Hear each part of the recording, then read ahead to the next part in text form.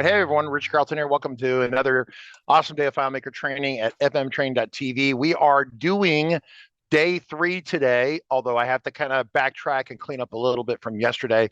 But the goal is for us to provide 30 days of beginner training for the FileMaker platform. And so we talked a little bit the last couple of days about how the platform has been unified. If you're not familiar with the changes or some of the ideas that Claris had pitched to the customer base over the last, say, year or so, and you don't know about that, then just disregard. But what we have is a single unified platform that we will basically be one platform where everything talks to each other. Between here and Christmas, I'm hoping that all happens. We'll subject to change, but that's kind of the plan. So today's conversation, I want to pick up from the other day a little bit. I'm going to hide that so I don't have to see that. So real quick, so yesterday's conversation was about the basics of the FileMaker platform in terms of the tables that you create, the fields you create, starting to get this conversation of organizing the data, right? And so there's a lot of if a lot of you have been around the block for a while, so this is not new to you, but really the FileMaker platform, if you describe it to people who are technical and they have a technical background, it's a data repository, one. It's a user interface application that allows you to present that data in a meaningful way with graphics, right? Because really data is data. Data is just columns, right? We're talking like DOS ugly text. That's what data really is at the end of the day. And so whenever you present to people, you have these old terms like graphical user interface, GUI. That's still relevant, right? That term, you'd be like, oh, that's so 1990s, right? But it's very relevant even today. And the issue becomes one where the people, they think it doesn't matter anymore.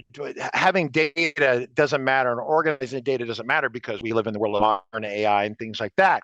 We're starting to get a good idea of what AI can do for us in the FileMaker platform. Nick's been talking about that, and I think he's really on to the answers for this. The short version is that the AI is not going to build a custom application for you anytime soon. It can help you by solving some mundane, stupid issues that FileMaker tends to make difficult, like importing lots of data from different data systems. The AI can help you with that, which is kind of great. So what I'm going to do is I'm going to fire this open. This allows our notes to come out. I'm going to hit continue. Thank you for that very much. This is our FileMaker sample file we're going to be playing with today. So yesterday's broadcast was here. So we're talking about layout. So layout is the graphical representation of the data. Data is nothing more than like spreadsheets. If you're not familiar with this columns and columns and columns of data, imagine these had this green and this stuff is gone, and all you have for data are these columns and rows here. That is data. And then you combine it with a layout and it makes it pretty. Now, as you build a custom solution, you're going to need to define the fields, the things that you need. These are individual elements, right? The individual elements are grouped together in tables, right? So this idea of what a table is, which is right here, represents a category of data. So a category of similar data, right? So like if you have a customer, those are customers, all the customers would be in a table. If you had orders, all the orders would be in a table. Multiple tables can be in one FileMaker file. So in the FileMaker file that we're playing with, here's one right here. In this file is the data that I call them spreadsheet of data. In here is also the layouts. In here is also the records. So everything is self-contained in a single FileMaker file. There are cases where if you have a more advanced developer or you're farther along in your development and you've been doing this for 4 or 5, 6 years, you might find cases where you want to split things into 2 files or 3 files, etc. But as a beginner, you should keep in one file. That'll make your life so much easier. Another thing that's important to think about here is the idea that in your layout, so we talked about layout mode, which is where your the modes of operation, right? Browse mode is your user mode. Layout mode is kind of your developer build-up mode. Find mode is just doing a search. It's a search. You can call it search. If you're already a database or IT person, they'll call it a query, right? Preview is kind of giving you an idea that, browse mode pretty much mostly looks like how it'll look when it prints, right? There's this old term. Once again, Margaret's probably never heard of this. Margaret's 25. It's called WYSIWYG. What you see is what you get. Generally, in the modern data systems, unless you're a Linux person, everything operates in WYSIWYG. It's graphical, it's WYSIWYG. So what you see on screen is what you get on the printer. And that's mostly the case, but there are cases where the print job will vary a little bit. So while you're using it in browse mode, and it's a pretty good approximation of how it'll look on the PDF or on a piece of paper, the preview is supposed to give you a pretty precise, high fidelity screen version of what will come out if you print. Once again, when we print, we mean we're printing to paper or to a PDF. So browse mode, find mode, these are all in this document. Margaret should make these documents available to you minus the instructor notes. Here's some of the instructor notes, build blank files, import records. These are all the things that we're talking about, right? So let's talk about switching layouts and having more than one layout. I want to cover this before we dive into security. This is the last piece for today. So here is a FileMaker file. If I go to File, Manage, Database, okay? Then on screen, we have, once again, these three tabs right here in Manage Database.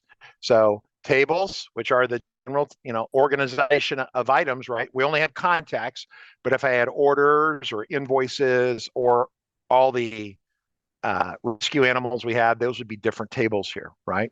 This file is very simple. It has one file, one table.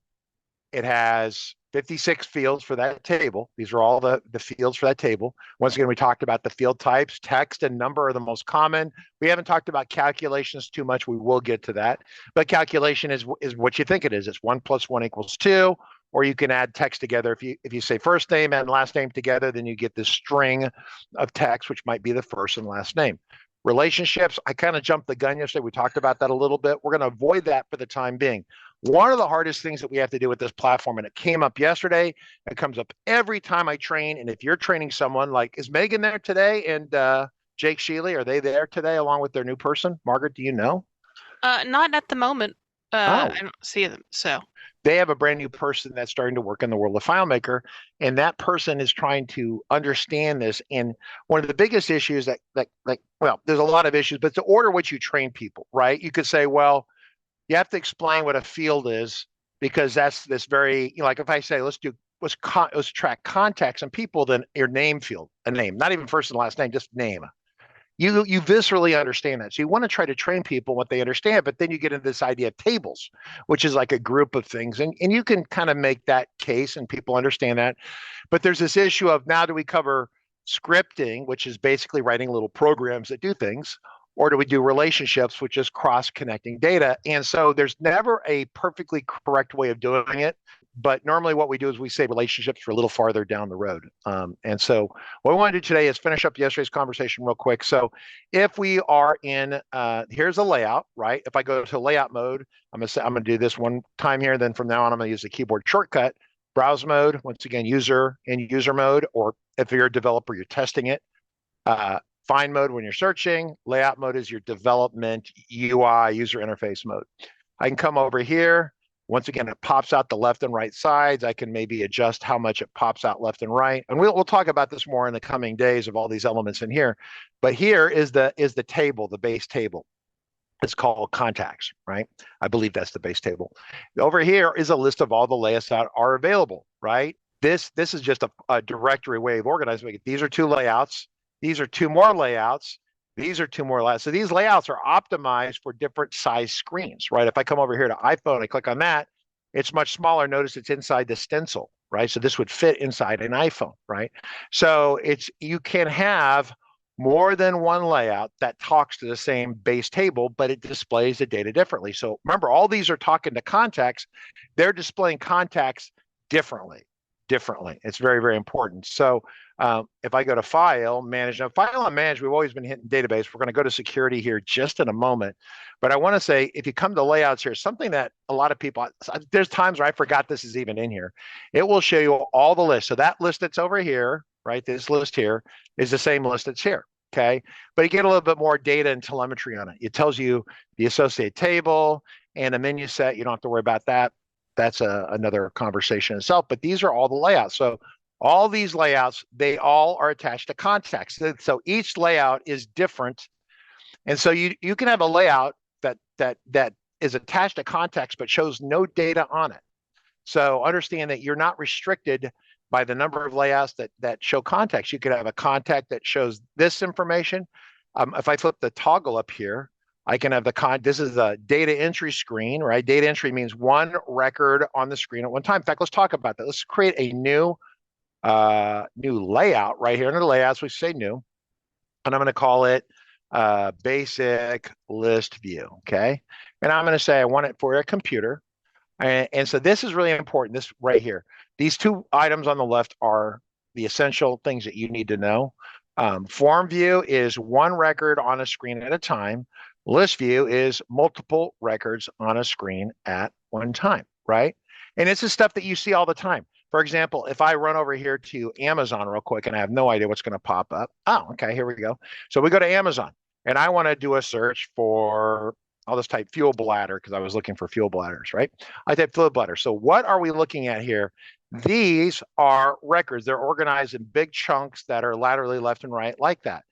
We can specify how they're sorted. That's a sort order, but generally you don't see things in a list. That's kind of their list. So this is a record. This is a record. This is a record. Then it repeats, right? FileMaker can do this on a print job, but showing it like 3 across on screen like this is a little tricky. What it's really good at is either showing a list where one item is across like this, or one item is the entire record. So maybe we go to eBay instead. And this is, once again, people who are brand new to FileMaker, they're younger. I do a search for, let's try fuel bladder here, okay? Here you go. So this is a list view. There you go. There's your list. See that item right there? That's one. It's a fat item, fat row. That's your list. These are all lists. So the records down here, if you click on one, then the whole screen is a form or a data entry screen. So the whole record takes up the entire screen. Makes sense? So form screen, list view. Same thing that we deal with every day. It's already in the world. This is not new. A table view is kind of this developer spreadsheet looking thing, which can be useful. It was invented by a guy who thought FileMaker should be Excel. But then you have reports where it tries to do some sub-summaries for you, things like that. You can play with that, but at the end of the day, your basic level, as a brand new developer, you're going to live over here in form and over here in a list view. And a report is just a fancy list view. So you take a list, you add some sorting to it, some other things, and that you kind of end up with a report. These are the 2 essential items here. I'm going to create list. So when we're in the mode right here of this layout, I can say layout setup. So we create this new layout. It set it up as a list. If I go to layout setup, it allows me to say, this is the name of the layout. This is the table. Remember, there's only one table in here right now. There's some other checkboxes here. I wouldn't worry about these. You don't have to worry about, but views is important.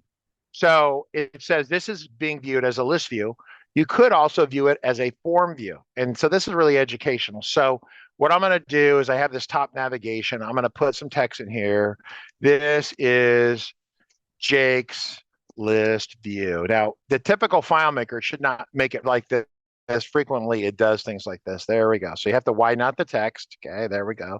And this is graphical, right? So then I can a keyboard shortcut, which is kind of a funny one, is Shift, Option, Command, and arrow key. I can make it bigger. You can make it bigger over here manually too, but I like to do the little shortcut so I can kind of size it to the size that I like. I can stretch it across. Now, if I stretch it like this, if it goes on an iPhone, it's going to chop off right here with that yellow line, right? So this is the title of the list. And then I could put a field on here. So I'm going to drag a field down. Here comes a field into the body part. And you'll understand what's happening here momentarily. If I say this is his first name, oh, there's no label on it. Let me double click it and say, hey, my window, Zoom is giving me grief here. There we go. Create label. It's going to create the label. There's first. So I put the first right there. And then I'm holding down the Option key. This is such a great trick. By holding down the Option key and dragging the item, and I'm sure it's Alt key or something on Windows, it's making an duplicate copy of it. So if I come over here, it says, hey, you're making a duplicate copy and it's first, but I'm going to change it right here. Kind of cool, right? So then I could, if I want the label, or I could put my own label in, doesn't matter. So now we have first and last, and I can make it like this. So if I go to browse mode, so once again, Command or Control B right here, and you see that we have one record in here, but there's only one record. So what I need to do is I need to create another new record. So I'm going to say Jake Sheely. Oh, there we go. So now we have 2 records. And you're like, oh, it's a list view. Yes, new record. This is going to be Foxy Jack. Okay. And then we can do another new record here. Margaret. Ooh, Carlton. Now see what happened there? It was too long. So it chops it off a little bit. And also notice it's messing with the order here.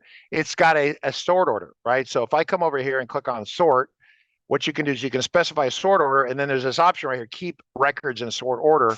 So as you add or edit records or whatever, it will reorder them, okay? I'm going to turn this off just for the moment. I'm going to say unsort. If you unsort the records, you can show them in their native environment without any sorting, The order that you will see is the order they were created. That is not a negotiable thing as much as we would like it to be. So I created Claris first, then then Jake, then Foxy, then Margaret. Margaret's too small, so I'm going to come over here. I shift click both those, move them to the right, then make the first name bigger. Okay, a little bit bigger, and it see it resize it. So I'm trying to resize it, but it's not letting me. Interesting. So there's a little bit of shenanigan there. Now, and this has to do with the styling over here and things like that, CSS. We're not going to dive into that right now. The point is to understand the basic concepts that records are displayed in the order they're created unless you apply a sort order to them, right? That's the first thing. And the next thing is that if you apply a sort, you can keep it in that sort order and force it to stay that way. It does put a little bit of extra load on your computer and or the server to maintain that. So that's what's going on with that. So this is a list view. Now, over here, it says view as a list, view as a form. Okay, I'm going to click the form. What do we have? So as I flip records, so what is the difference between form view and list view in FileMaker? The only real difference is that when you're in a form view, you only have one body on screen at one time. One body on screen at one time. If you're in a list view, then it will repeat the body for every record that's in your found set up here. Okay, found set is the number of records you have that are found, total 4 right here. So I'm in form view, but if I go to list view, it'll take that body part and the body part will repeat until it's out of records. So I'm going to hit it. It's going to show 4, 1, 2, 3, 4, and then it would show the footer down at the bottom. So if I say, I option drag this, I say this is the footer down here. I'm going to make it a little smaller, stick it at the bottom, stick this up here like that. Okay, go to browse mode. There's the footer. So header, footer, list view. Okay, and you could also put numerical totals and things like that down here too. So this is an important concept that your layouts are attached to a table. Essentially, the layouts can be multiple layouts that show things differently, like this layout right here. And if I pop a new window, so remember we can have multiple windows up at the same time, right? How cool is this? I can have this one show desktop contacts. This is the layout that Claris put together years ago. In fact, Nick Hunter, you guys know Nick Hunter? He built this layout right on the right here. This is his design from like 10 years ago. 15 years ago, way back. So this is his list view over here that he built. This is Richard's list view. You can see we're very different people, but they're both list views, right? And this has a total and a summary, and it's a J and an S, and it's trying to be cute, more sophisticated. So this is kind of hard to understand for brand new people. This over here, easy to understand, okay? If I set this one now, no, I try to click on form here, it won't let me, right? So what I have to do is I have to go to layout mode, Command or Control L. So I'm in layout mode on this window here only. Beyond this window, I'm going to say layout setup. And you can also hit the little pencil right there. That's also layout setup, either one of those. Comes up, I say views. I say, I also want to be able to see it as a form view. So if it's turned off, it won't allow you to click it up there. So I'm turned it on. I'm going to go back to browse mode. So we're in list view. If I go to form view, it's going to do what? Show one body part on the one body, right? One body part. I love body parts. It's a body part. Remember, this is law and disorder, so we chopped up body parts. Click. There it is. It's on Jake. So that's normally a form view. When you have a form view, then you normally, some people call it detail view or form view. I like to call it data entry and list view, because you would do data entry on a screen like this on the record, and then you'd have a list view that would show you all of them that would look like this, right? So that covers that. That's the last piece from yesterday we hadn't covered, right? What we're going to do now is we're going to decide, here's what we have. We have a local FileMaker file right now. And what we need to do is we want to share it with other people. So there's the file, one table, 4 records, okay? And we want to share this with everyone. So what we want to do is park it on the FileMaker server. Before you can put something on a FileMaker server, you need to provide access and security to it. So I'm going to go to File, Manage, not database. I'm going to go to security. And this is important. There's a lot of little subtleties in here that Claris loves to make good test questions out of this area of the application. So when you have a brand new file, there is already security internally on it turned on. And the default is that you have an account called admin with no password, which has full access. And you're like, well, I didn't know that. I didn't have to put admin no password in. That's correct. Claris had one of those moments and they realized that people double clicking on a file for the first time, right? Like if I come over here and I say, yeah, allow. I go ahead and close it. I double click. If your very first experience with FileMaker was double click and it starts interrogating you and asking you questions like, oh, I'm sorry, you're not allowed to see this. What's the username and password? Like, I have no idea what the username and password is. Who told me that? I just opened this software. I'm trying it out. This software pisses me off. Delete, delete, delete. Never buy it. Goodbye. Right? That's how a temper tantrum is started with end users, right? So what Claris did is when they start a brand new file, they have this mode kind of like for local access only. It's on your computer. And what they do is you go to File, you go to File Options, and when it opens up, and these are set by default on a brand new file, when you create a brand new file, it sets to automatically attempt. This should say attempt to log in. Attempt. It doesn't mean it's going to work. It should say attempt to log in with admin and no password. Now, if we go into admin and we put doggy style 5 on there, doggy style 5 is a password, then it won't work anymore because it's going to attempt to use admin no password. So we'll say, okay, we're going to go here. Let's go to manage security. Well, actually, it's law and disorder. It's not animal vet clinic, Ace Ventura Pet Detective. So we're going to do the account name is going to be Dredd, as in Judge Dredd. Awesome movie. Thank you very much. And the password is going to be no password. Okay. But that seems kind of sketchy to me because someone might guess that. So let's try so I'll just come up with something easy. I'm gonna say 1, 2, 3, 4. There we go. 1, 2, 3, 4. Passwords do not match. Passwords are weak. 1, 2, 3, 4. Now they match, but it's still weak. Set password. I hit OK. Now it's going to verify that I have to know the password before I leave this window.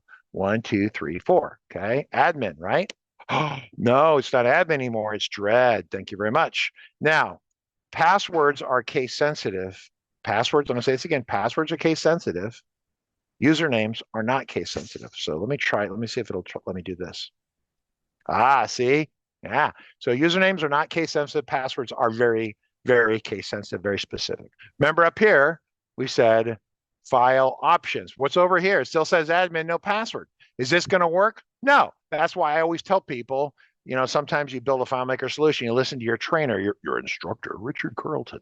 I'm going to give you what it should really say. It should say attempt to log in using this, right? Because what's going to happen, I'm going to close it. It's going to attempt to log in at warp 9. It'll fail, and it's going to go, oh, I don't know what to do. So I'm going to double click. There you go. Doesn't know what to do. Doesn't know what to do. This right here, by the way, this default account name right here is set over, let me show you this real quick. This is a good tip. You go to FileMaker Pro Preferences, Settings, FileMaker Preferences here, settings are here on the Mac under Windows. I think they're under Edit, Under Windows, I think it's Edit. If some of you want to confirm and yell, that's where the preference settings are for Windows. I come over here. This is the preference setting for the whole FileMaker. The system name is Richard Carlton, but I put one in here saying that I'm a Big Valley Aviation today. And so that way, when it pops up, I kind of know, right? And so I can say, okay. But once again, it won't let me in. So I have to come over here and I have to put Dredd 1, 2, 3, 4, sign in. And I'm good. Right. So now let's share this with all of you. We need a FileMaker server that we can share this on. Okay. And so what I'm going to do is I'm going to say share it right here. There's an icon on the status toolbar. This section right here at the top is called the status toolbar. I guess I haven't introduced that officially. It's right here, status toolbar. On an iOS device, they kind of call them two different things. There's the bar across the top and a bar across the bottom, right? On iOS, so you'll have this bar on the top, bar on the bottom. We'll play with that at some point. On the Mac, or on Mac and Windows, it's called the status toolbar. On WebDirect, it's also just the status toolbar on the top. You can hide or show it here.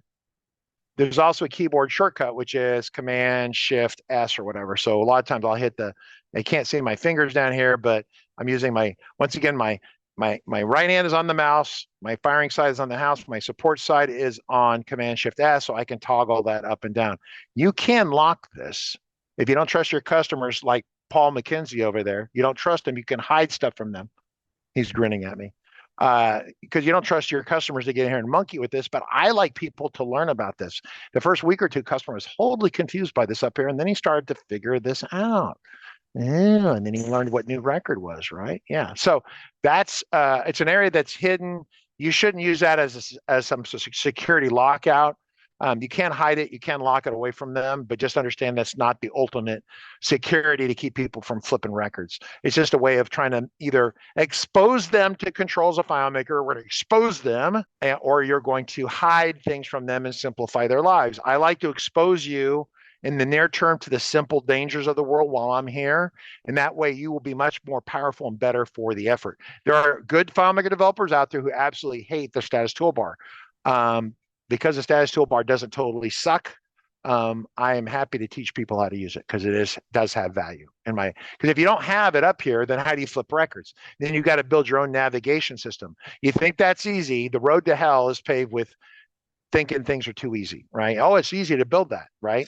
And then before long, you have a left and a right button, but then you have, oh, I got to show the record, the total records. That's easy. But what if I do a find, like we haven't done a find yet. I want to do a find, maybe R for Richard or something, right? Am I even, I'm not even in there. Modify find. How about M for Margaret, right? Okay. I hit return key. So now I have 4 records in the system. I had one match. It's in the found set. Okay. And so now you have to reproduce that button, and those total numbers there, and also whether it's sorted or not. And suddenly it gets much more complicated. So that's why I like to let Claris do their thing and teach people how to use it. So anyway, so that is that. So we have set the security. We're going to attempt to upload it. I'm going to hit the share button right here. I think you can also do it under here, upload to host. So 2 ways, either way, upload to host.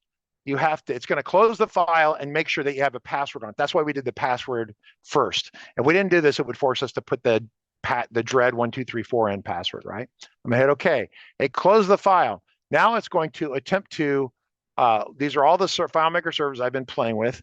I'm gonna try to use the BVA one right here. Oh, it wants a password. Let me see, can I get into 41? Will it sign in? See if it'll let me sign in. It did let me sign in. So for those of you who want to get access to this, you go to dbw41.rcc.com, and I'll show you how to do this.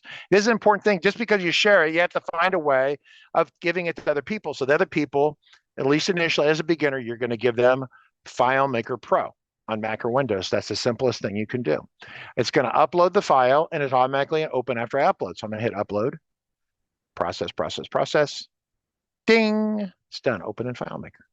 So now, remember it's asking me for the credentials. Now, I'm opening the one on DBW41. It's different than this one.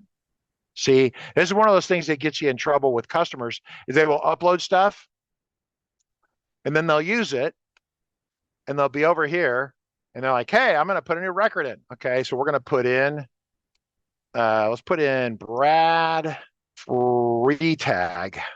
That's not the CEO of Claris, is a different person. About Boad like that. That way, when Broad at Freetag. How about that? There was a different name. Okay. So this is a person here. It's 5 records. Okay. It's the end of the day. The person closed the file. They go home for the weekend. It's a great weekend. They party. They do drugs. They're face deep in all sorts of criminal activity. They come back to work on Monday, organized crime. They come back to work on Monday too. Or maybe they take Monday off because they're hungover and stoned. Okay. And they open the database up, and they say, oh, well, what the hell is this? Local version, hosted version? I don't know, just use a local one. And they're going to have to put their password in, right? 1, 2, 3, 4. And suddenly they go, well, son of a, there were 5 records in here, and they want to pull a gun and start shooting because it's criminal element, right? You know, Juan, I mean, if that number 5th record was a financial transaction, say we collected $2 or $3 million from the local organized crime group, they had to pay the main godfather of the operation, who I know is Robin. He's walked right by me. He's the godfather of the operation. He just walked right by me. And Robin is a former Marine. If you screw him out of $2 million, you're going to be dead meat. And you could say, that's not legal. Hey, this is the real world. This is FileMaker. FileMaker in the real world, baby, right? Good, bad, ugly. It's all here, okay? That's not legal. That's not right. Okay. Kate Kennedy, go for questions. Over. So, dumb question. What happens if I forget my password? That's a really good question. Here is the deal. If the FileMaker file is on the server, basically it cannot be hacked and they cannot get into the file. So let me loop back to here real quick. So we upload this file. This file was uploaded. So there's 2 copies of this file right now. I'm waving my hands. I don't know if people can see me. There's 2 copies of this file. One's on my desktop. One's on the cloud. I would take this one. I would probably make sure it's closed. I would rename it something like old. And then I would put it like in the trash can or something, wherever my trash can. I don't know. Oh, it's hiding over here. Put it in the trash can so they don't get confused by that. That's one thing. Second thing is if they don't do this, they're going to want to know who stole their money, and out's going to come the weapons, okay? All right. If you're in law enforcement, they're just going to write you a reprimand and fire you from the police department for embezzling $2 million. In the criminal part of the world, you're just going to be dead. So $2 million is, motivation. So if you lose the password, you need to get the file off the server, and you have to run it through a process which will hack the password. It's a third-party application. It will go in. It doesn't really give you the password. It just removes it and resets it. You have to get physical access to the file. So if it's on the server, like right now, it's on the server. If I go to file, I go to host. This is a really good question. In fact, it's right on topic. I go to 41. There's a bunch of files on 41. These are customer files, whatever. That's probably our file right there. Okay, see this right here? And so if I open this and I don't know the password, I can't get in. I cannot hack my way in. But if I can get physical copy of this file, if I can get the FMP12 file, then on Windows, you can run it through a process which will kick out it won't give you the password. It just blanks it out and resets it. So that being said, if you want to take the extra level of protecting the file, say you have medical records, say you are organized crime and you have millions of dollars in here, you don't want someone hacking your stuff. You don't want the government hacking it. Law enforcement, you don't want people, the bad guys, reading who you're investigating, what criminal cases you have going on, important stuff. Then you could encrypt the file. You can encrypt the file. And what you do is, I'll just show it real quick. Let me close this. Let me hit undo. There it is. There's the old one right here. So what I'm going to do is I'm going to go through the process of encrypting this. It's called encryption at rest. So this file right now is not encrypted. If you have the program and you pay them $60 or whatever, they can kick out a copy of this file, which will have the passwords removed so you can get into it. It's not approved by Claris. It's probably a bad idea in general, but sometimes that's the only thing between you and losing all your data, okay? It's something that, can be done. Whatever we do, we make sure that the person who's asking for the password to be removed has the legal justification. They send me a letter on letterhead from their legal department that they legally have rights and access to this file. And then we don't charge for it. It's just something that we just do. But that's assuming it's not encrypted. The file's not encrypted. You can activate encryption to protect yourself. So I'm going to double click the file. Actually, I don't even want to open it. In FileMaker, there's a tools menu over here. And a lot of you probably are not aware it's hanging out over here. You go to FileMaker Pro, the settings on Windows, it's going to be under edit somewhere, edit, wherever that's at. You're going to go to settings. You're going to say use advanced tools. And when you set it, it's going to say you have to quit and reopen FileMaker. So mine's already on. Mine shows up. If you don't have tools at the top, then it's not on. You have to turn it on, then quit and reopen FileMaker. Then I come under here and I go under here to developer utilities. I haven't done this in a long time. And it's going to say, hey, would you like to do some stuff? This is what it says. Here's some utilities. We're going to do stuff. Okay. I'm going to take out an X-Acto knife. We're going to do stuff to your file. Okay. This is where in the old days you used to create a kiosk, right? Or you would create the runtimes and stuff like that. It's not in here anymore. I'm going to identify the file on the desktop. I'm going to say add. So then I can say, well, we're going to rename the context new, or I'll just call it ear. So it's contact ear, encryption at rest. It'll be encrypted. Oh, I had to hit change. I never hit the word change right here. I typed it. It's going to specify a folder. Then I'm going to specify what we want to do to the file. We can remove the admin password permanently. This is to prevent someone from ever being able to do development in the file ever again. There's no unwind on this at all. Even if you had the admin password, once you remove this, it's gone. Kiosk mode is like for running an ATM or something, a kiosk. I haven't used kiosk in years. You change the extension, right? FMP12, you can change it to something else. Create a log as it's doing this stuff. That's fine. Enable encryption, remove encryption. It says database encryption, but the problem is there's more than one kind of encryption on the FileMaker platform, right? There's encryption at field level, there's encryption at the server level, anytime people just say encryption, this is one of those naming where I warned you the naming is not good.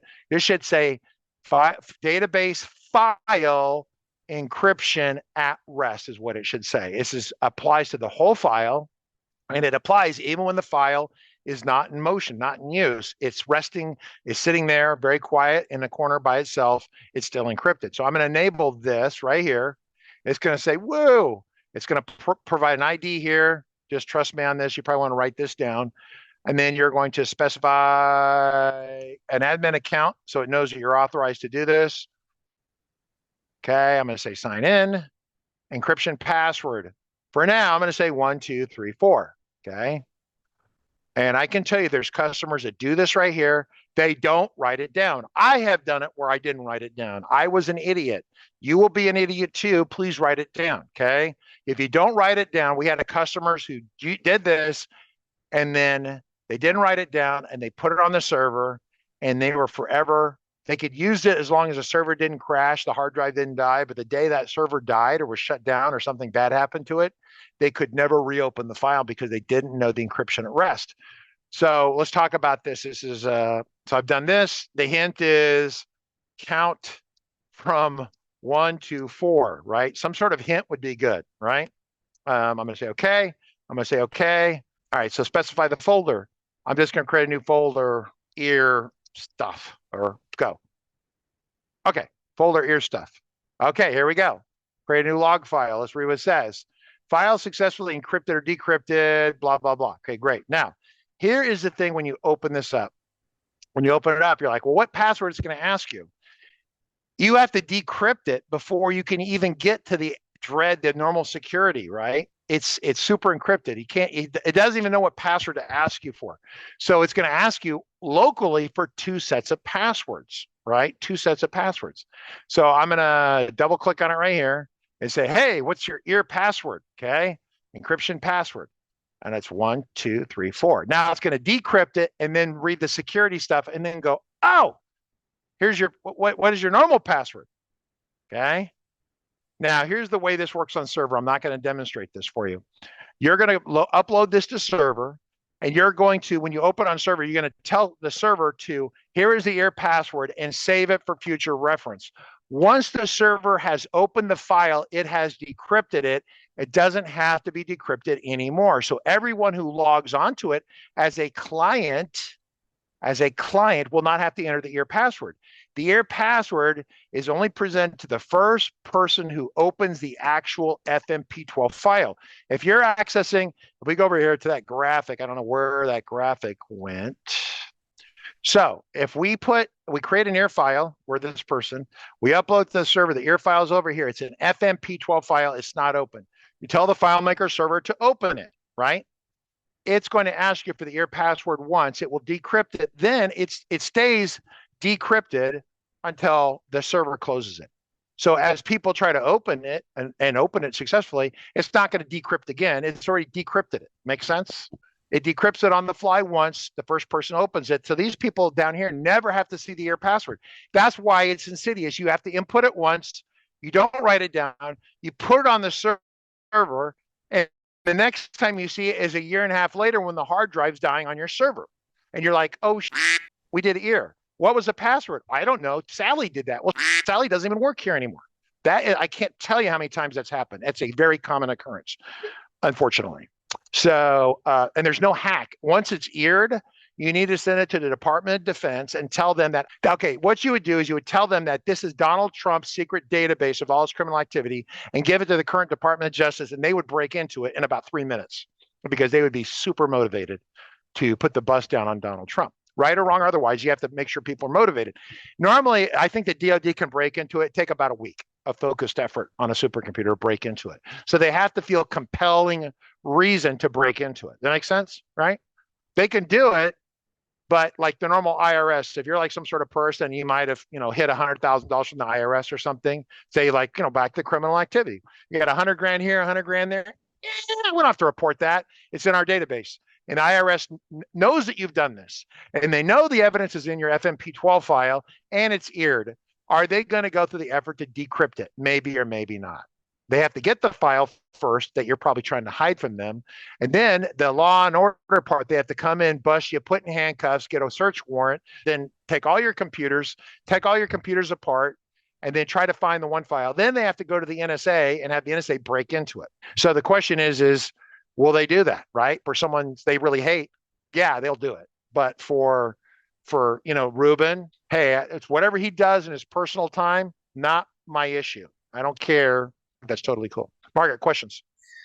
We have two from Ruben, which might be a little more advanced. We don't have any other questions at the moment, so I'll ask them. When I get a file from server and open it locally, how come I only see a very small set of data, like 20 records in a table that has 200 records? So you're telling me that there's 200 records on the file on the server, and when you bring it down, you confirm that there's only 20 records in there. Okay, because normally what I would say is probably someone has done something, they have their own, and this is kind of common sense. The answer is something's rotten in Denmark, is that old line. Of course, I think you live in Denmark, so you probably hate that saying. But if you have 4 records here on the server, you close the file down and you bring the file down, and the 4 records are not there anymore, or there's 2 records, or there's 100 records. Either you didn't get the same file, or someone built the status toolbar area. Like, remember we said we hide this? They built their own and they're not showing you the accurate information, right? Or there was a script that ran that removed the records or something, right? Or the file's horribly corrupted, but that's a real stretch. That what you're saying, only time I've seen it is when someone downloaded actually the wrong file. There are 2 copies of file on the server. Let's take a look at the FileMaker server. We have not done that. Was one of the things I want to do today. So if I go to, so how do we see the FileMaker server? Remember, FileMaker Pro, it runs locally. We can see it. It's visceral. We can grab the FMP12 files. But FileMaker server is kind of vaporous, vacuous, kind of floaty, abstract thing that floats in the cloud. It's in the cloud, right? What's the cloud? The cloud. So what we do is I'm going to say, let's log into DBW02. That's my personal database server. I'm going to double click, and it's /admin-console. And it brings us up to this right here, Claris FileMaker Server. And this one is not 23, it's 19.3, because I don't really update to the latest ones, because I don't normally need the latest ones for my personal stuff.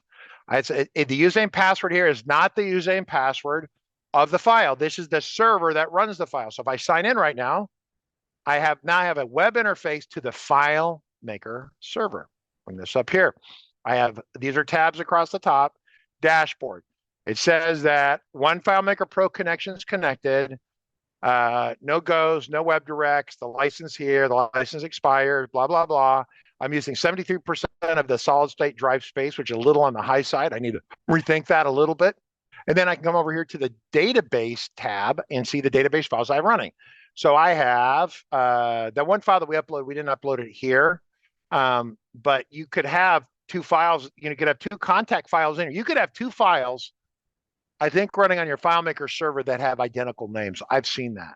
I'm pretty sure. I don't know if they've ever programmed that out, but it's easily, I can see where you have 200 records in one file, and then you download the wrong file, and then you wonder why the dog ate your homework.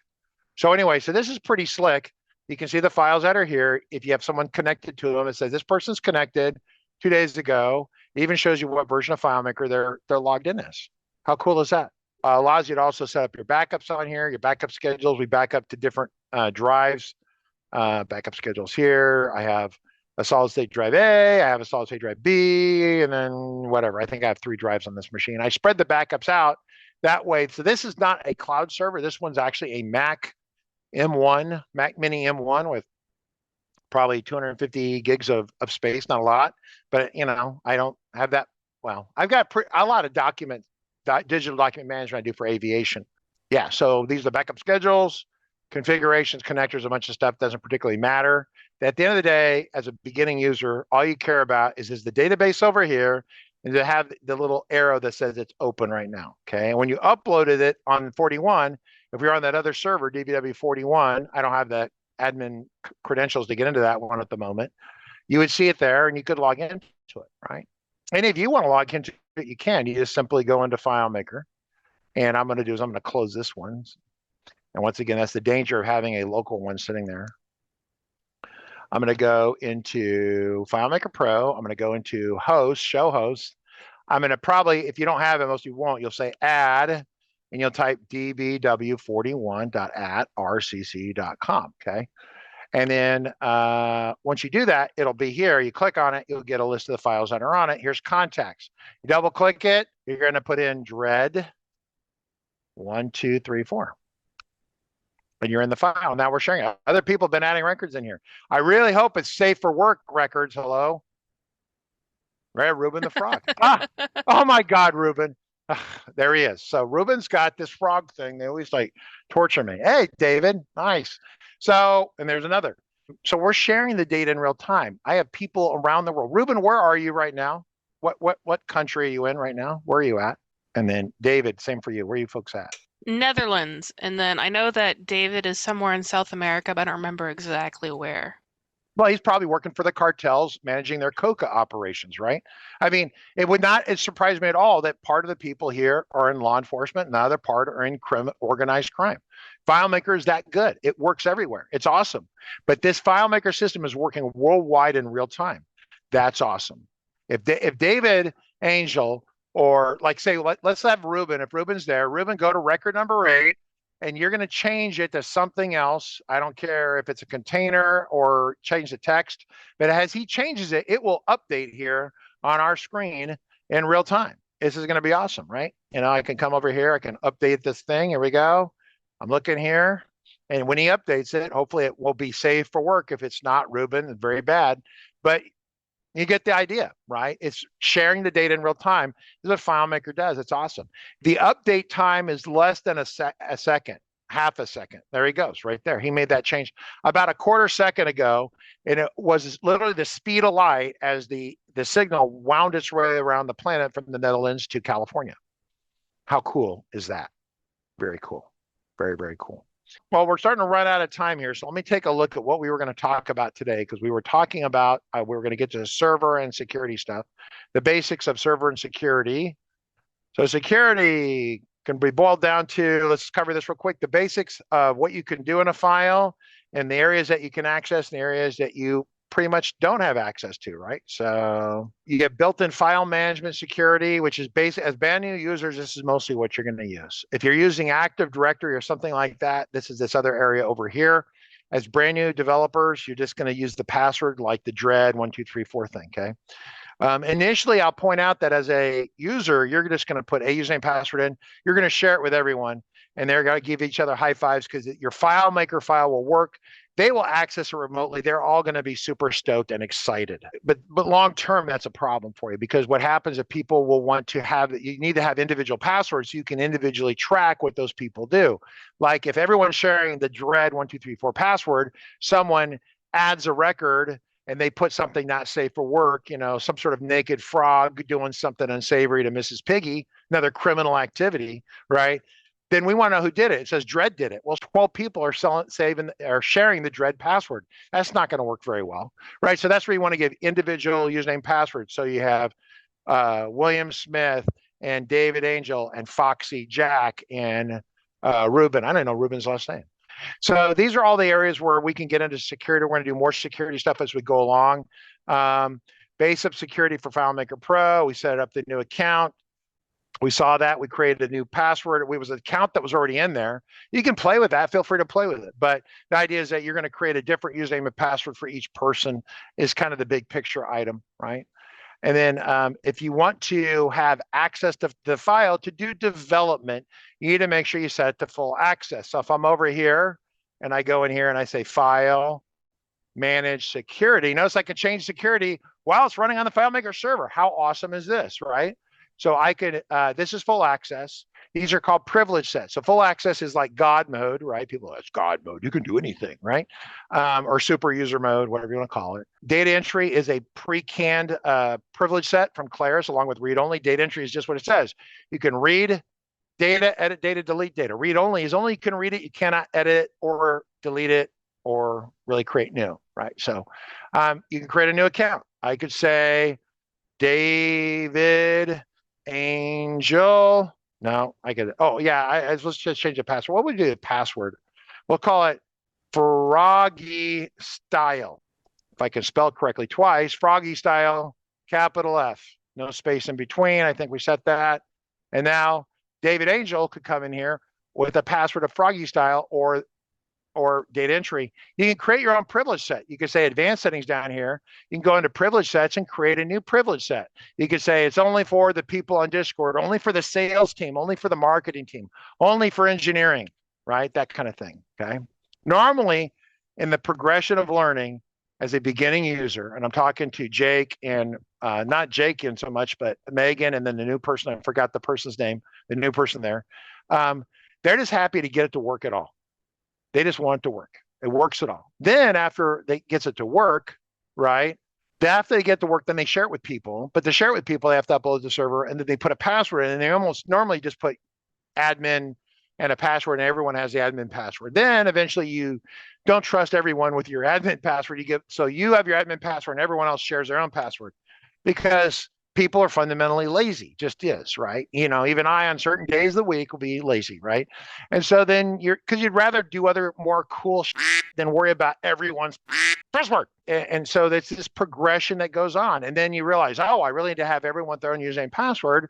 And then, so you start thinking about things like that. But initially, when you're a brand new developer, just do what the minimum you need to do to get and be successful with the FileMaker platform, okay? If you're in a big corporate IT department and they want you to have ear encryption turned on and all that crazy stuff, and you're a brand new person, it's going to be hard for you to manage all that and also learn about FileMaker at the same time, because you're going to be worried about security.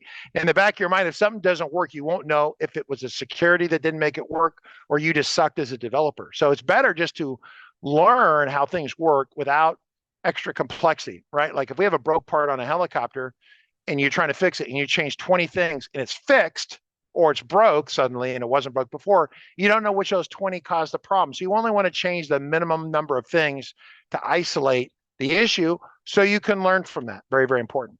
So we're kind of at the end of the hour, Margaret. Yep, we are pretty much at the end of the hour. Like I said, no questions really. Wait, there's a follow-up question from Ruben, or different question. Can I remove the message when a server file is opened locally that says something like this: the file has been opened on the server? It's the one that we had right here where it was in the trash. Let me actually go over here and command. Okay, it's this one right here. It's this one right here. This file has been previously opened on the server, right? This one right here is the one he's talking about, I think, right? So yeah, you just say, don't show this again, right? It sets that flag internally. The only way to undo the flag is to check that checkbox right there. Then this file won't report anymore that was put on the server. But then once again, Claris was wrestling with this issue of people not knowing which file they're in. This file is the local one. If I go to hosts and I go to DBW41, I say contacts, and I do dread 1, 2, 3, 4 at the top. It puts the name of the server next to it. So what are the differences in these two files, right? I mean, the most difference that you would notice is this subtle little change in the title up here. But there's a window titling command script step that allows you to manually change the title, the name of the window. So that only happens with the name up there if you don't interfere with it. If you change the name, then you overwrite that thing. So that's the only difference here. And I guarantee most people are not going to see that difference, right? And there's 8 records over here, right? But there's only 4 over here. Where'd the missing records go? So, all right, that's it, Margaret. I appreciate. Any other questions? Nope, no, we're good, I think, at the moment. So thank everyone for coming. I appreciate it. Thank you. Thank you. Thank you, everybody. We will see you tomorrow.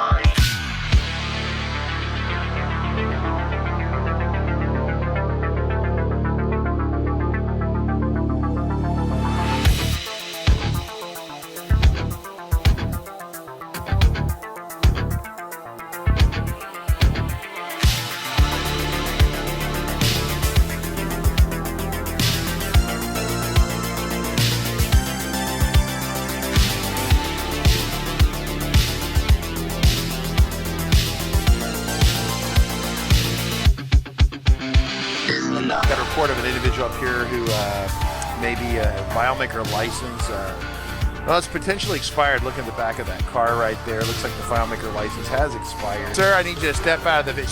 Sir, step out of the vehicle. Sir!